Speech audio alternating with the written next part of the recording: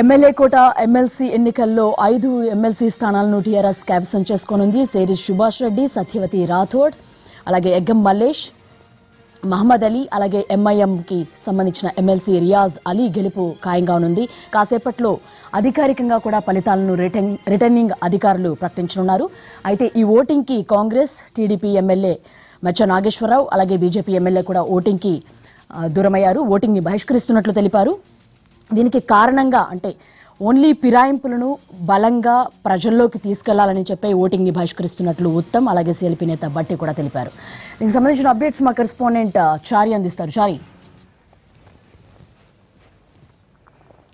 MLC ఎన్నికలకు సంబంధించినటువంటి ఓట్ల లెక్కింపు కొద్దిసేపటి క్రితమే ప్రారంభమైంది. అసెంబ్లీలో ఏర్పాటు చేసినటువంటి కౌంటింగ్కు సంబంధించినటువంటి ఏర్పాట్లన్నింటినీ కూడా ఎన్నికల అధికారులు పర్యవేక్షిస్తున్నారు. కొద్దిసేపటి క్రితమే కౌంటింగ్కు సంబంధించినటువంటి ప్రక్రియ ప్రారంభమైంది. అయితే కాంగ్రెస్ పార్టీ ప్రధానంగా ఎన్నికల్లో 5 సీట్లకు గాను 6 నామినేషన్లు వచ్చాయి. కాంగ్రెస్ పార్టీ వేసినటువంటి నామినేషన్ అదనం సీటు కోసం జరిగినటువంటి నేపథ్యంలో కాంగ్రెస్ పార్టీకి సంబంధించినటువంటి ఎమ్మెల్యేల్లో మెజారిటీ ఓటు హక్కు వినియోగించుకోవడానికి వీలుగా ఉండేట్టుగా, తన పార్టీకి అనుకూలంగా ఉండేట్టుగా టీఆర్ఎస్ పార్టీ ఎమ్మెల్యేలను చేర్చుకుంది. ఈ నేపథ్యంలోనే తన పార్టీకి పూర్తి స్థాయిలో ఎమ్మెల్సీ సీటు గెలుచుకునే సంఖ్యాబలం లేని నేపథ్యం ఒక ఎత్తు అయితే టీఆర్ఎస్ పార్టీ కేసీఆర్ అనుసరిస్తున్నటువంటి వ్యవహారాలను నిరసిస్తూ పోటీ నుంచి ఎన్నికల్ని బహిష్కరించింది కాంగ్రెస్ పార్టీ. ఈ నేపథ్యంలోనే ఉదయం నుంచి జరుగుతున్నటువంటి ఎన్నికల్లో కాంగ్రెస్ పార్టీ అలాగే టీడీపీ, బీజేపీ పార్టీకి సంబంధించినటువంటి ఎమ్మెల్యేలు ఎవరు కూడా తమ ఓటు హక్కును వినియోగించుకోలేదు. కేవలం టీఆర్ఎస్ పార్టీ అలాగే ఎంఐఎం పార్టీకి సంబంధించినటువంటి ఎమ్మెల్యేలు పూర్తి స్థాయిలో తమ ఓటు హక్కును వినియోగించుకున్నారు. 5 అభ్యర్థులు బరిలో ఉన్నటువంటి నేపథ్యంలో టీఆర్ఎస్ పార్టీ అనుకున్నట్టుగా ముగ్గురు అభ్యర్థులకు ఒక్కొక్క ఎమ్మెల్సీ క్యాండిడేట్కి 20 మంది ఎమ్మెల్యేలు ఓటు హక్కు వినియోగించుకునేలాగా ముగ్గురికి 60 మంది ఎమ్మెల్యేలను సర్ది చేశారు. అలాగే మిగిలిన 2 అభ్యర్థులకి 19 మంది ఎమ్మెల్యేల చొప్పున 2 అభ్యర్థులకు కూడా ఓటు హక్కు వినియోగించుకునే వీలుగా 19 మంది ఎమ్మెల్యేలను కేటాయించారు. ఇలా టీఆర్ఎస్ పెట్టినటువంటి 5 అభ్యర్థులు కూడా ఎన్నిక దాదాపు లాంఛనమైంది. మరి కాసేపట్లో 5 అభ్యర్థుల సంబంధించినటువంటి గెలుపు ప్రక్రియకు సంబంధించి గెలిచినట్టు అధికారికంగా మరి కాసేపట్లో ప్రకటించే అవకాశాలు కనపడుతున్నాయి.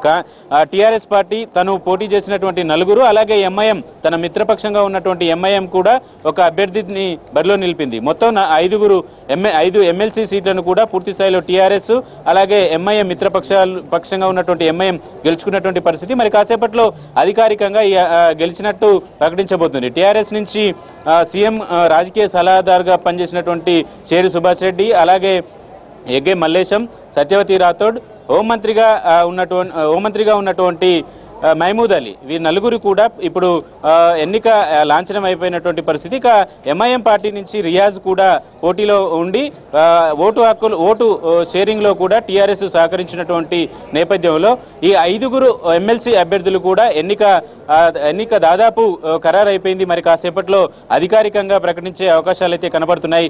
కాంగ్రెస్ పార్టీ అలాగే టీడీపీ, బీజేపీ 3 పార్టీలకు సంబంధించినటువంటి ఎమ్మెల్యేలు ఈ రోజు జరిగినటువంటి పోలింగ్లో పాల్గొనకపోవడం వల్ల టీఆర్ఎస్ తను కేటాయించినటువంటి ఎమ్మెల్యేలంతా తను కేటాయించినటువంటి ఎమ్మెల్సీ అభ్యర్థులకు ఓటు హక్కు ఏ రూపంలో వేసినా, ఒకవేళ సరిగా వేసినా వేయకపోయినా కూడా పూర్తి స్థాయిలో ఎన్నిక అనేది లాంఛనమే అయినటువంటి పరిస్థితి అయితే కనపడుతుంది.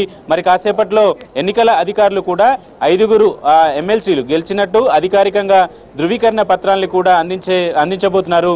మరి కాసేపట్లో గెలిచినటువంటి ఎమ్మెల్సీలు కూడా నేరుగా గన్ పార్క్ వెళ్లి అమరవీరులకు నివాళులు అర్పించిన తర్వాత సీఎంని కలవడానికి నేరుగా ప్రగతి భవన్కి వెళ్ళబోతున్నారు.